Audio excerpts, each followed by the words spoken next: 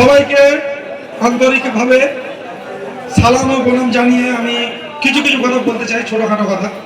এমনিতেও জানেন রাস্তায় আমার উপর কত অত্যাচার হয়েছে, যার জন্য গলাটা বসে গেছে।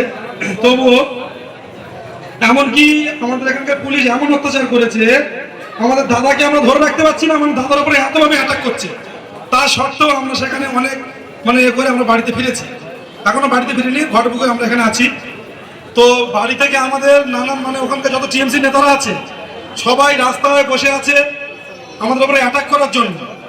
তাই আমার সব বন্ধুদের কাছে অনুরোধ যে এবারের লড়াইটা এমন হবে যেন প্রত্যেকটা টিএমসি গুন্ডাদের আমরা খুঁজে খুঁজে ক্যারেক্টার থেকে হারিয়ে এখান থেকে আমরা বিদায় দেব।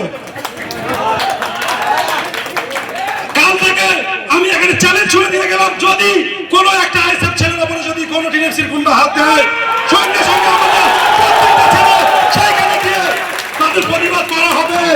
আমরাও দেখাতে চাই বিরোধীদের মুখ বন্ধ করার কতটা পাওয়ার ওদের আছে।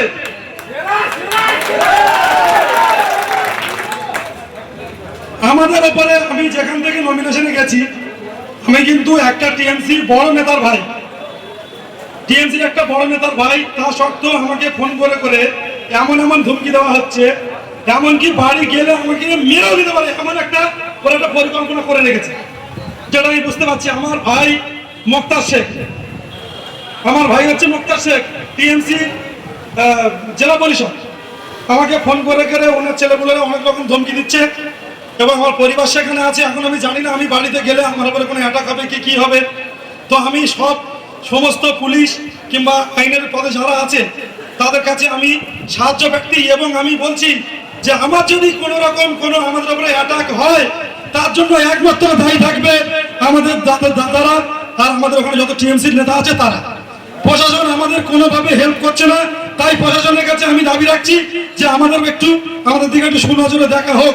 কারণ প্রশাসনের কি রূপ আজকে আমরা দেখে নিয়েছি রাস্তায়। আমাদের প্রার্থী আজকে আমাদের আইএসএফ মনোনীত প্রার্থী, তার উপরে যেভাবে পুলিশ দাদাগিরি দেখিয়েছে, সেই দাদাগিরির বিরুদ্ধে আমরা একসাথে লড়তে চাই। আমরা দেখিয়ে দিতে চাই, ওই চান্দ্রাবের কুকুর সরকার বাংলাকে দেখিয়ে দিতে চাই যে আমাদের কত আমরা ভাইজানকে ভালোবাসি। আজকে কানিপুরে গিয়েছিলাম আমরা নমিনেশন ফাইল করতে।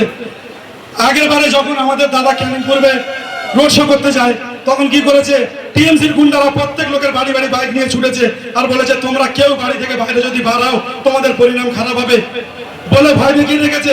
আজকে যখন আমাদের দাদা ওখানে নমিনেশন করতে গিয়েছে, রাস্তায় হাজার হাজার লোক দাদার থেকে হাত থেকে আশীর্বাদ করছে আর মুখে বলছে দাদা আপনার সাথে আমরা আছি। আমরা সরকার মোল্লাকে চাই না, আমরা চাই আইএসএফ। সবাই চিল্লা বলছে, একটাও কেউ ভয় করে না। 8 থেকে 80 এখন অব্দি কেউ ভয় পায়নি। টোটাল ক্যানিং পরিবার রাস্তায় আমাদের লোক আশীর্বাদ করেছে।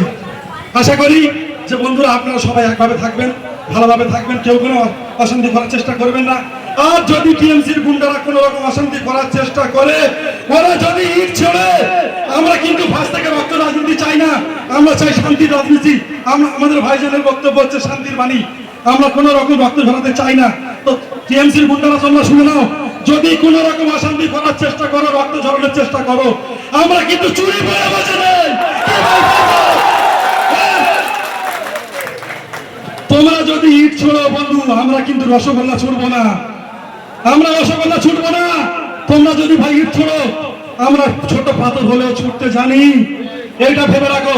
আমাদের আইএসএফ এর কর্মীদের উপরে, একটা কর্মীর উপরে যদি কোন রকম অ্যাটাক হয়েছে, আমাদের টোটাল আইএসএফ কর্মী সেই আগে ঝাঁপিয়ে পড়বে, সেই গুন্ডাদের কতটা মায়ের উঠেছে আমরা দেখিয়ে দেব।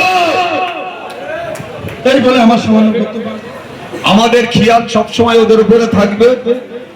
যদি মনে করে কেউ মুস্তানি করবে, আমাদের জেনে রাখা উচিত ওদের, আমাদের মধ্যে সব তরুণ ছেলেরা আছে আইএসএফ এর, লড়াই করার জন্য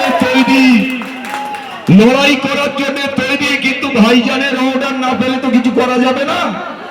ভাইজানের অর্ডার পেলে যদি কোন রকম ভাবে আমাদের আইএসএফ এর কর্মী আজকে যারা জয়েন করেছে, আমার অত্যন্ত প্রিয়, এরা লড়ুকো সংগ্রামের সাথী, এরা এতদিন ওই মোল্লার ডানার ছিল, আজকে তারা আমাদের দলে জয়েন করেছে।